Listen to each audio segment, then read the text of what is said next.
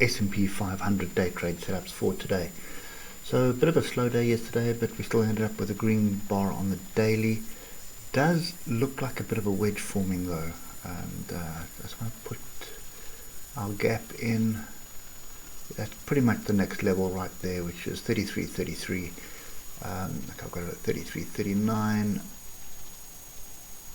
But you can see if you look to the left, you've got a whole lot of resistance here, plus the gap. So 33.33 is the area that I'm looking at the moment. But if we come down to the 3 hour, you'll see this wedge that's forming.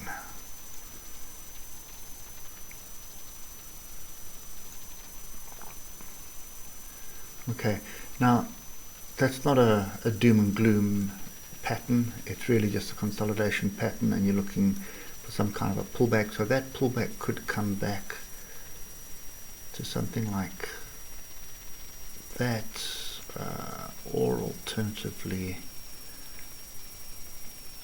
if we do something like that. So it could be a pullback back into the range here, or alternatively it could just move to the upside as well. So I'm not really going to pay attention to the diagonals apart from the trend line, but we can see that this trend is up. So this little bit of congestion that's happening here, you can see a big down, big up, sideways, lots of confusion here. But for me, I'd like to see this weekly high that we've now rejected again. It does look like it needs to be retested again, so that's 32.93. Let's just get down to the hour. It's not filling me with much confidence today. Yeah, so I think it's still a case of buying the dips, but the question is whether we need to buy down here, 3293, or whether we need to wait for this area to be tested again. So 3280 has been tested fairly strongly. There was an attempt here sort of late in the session to come back down and test it again, which failed, and we moved up. Trend at the moment on the moving average is up. You can see we are using the moving average as support right now, but this is sideways for me. So I'd be looking to buy lower down. 3293 is looking like a half decent area. Another half decent area would be this retest here, which is 3300. So I still think we're going to aim for the gap 33.33. I think that's pretty much what the next target is. It just needs a catalyst to drive it up there. At the moment there's no real catalyst that's driving it. So yeah, we're going to have to sit and wait for this one.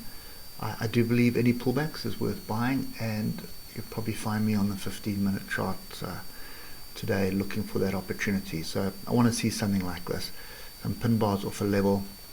Look to the left, you can see it's a pretty strong level, so maybe we can get that today as well. So if we can get this area, let's just find out, where did we close? 0130,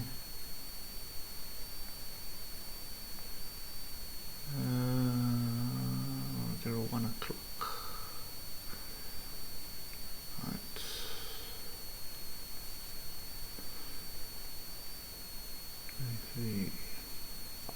Okay, so we closed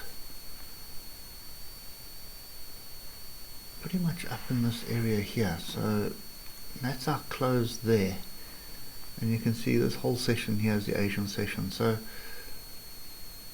let's ignore this for now. So I think this would be a decent pullback, 3300.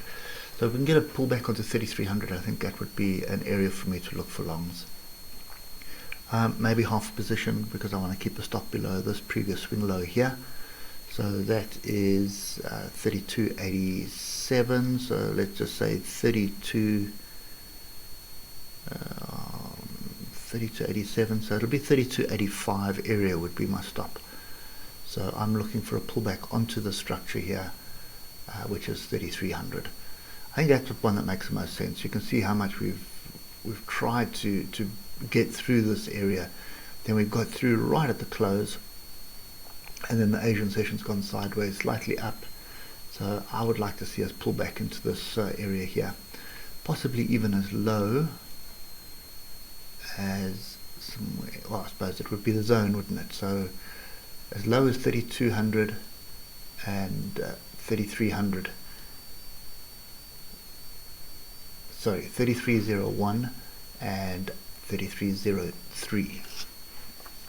So that's kind of the zone that I'd be looking for a pullback into, and that would be an opportunity to buy for me.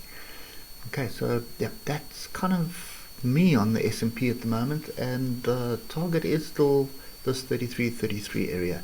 It's just going really slowly at the moment, but we'll wait and see if there's a catalyst that comes through today. Anyway, hope it helps, and we'll catch up with you later. Cheers for now.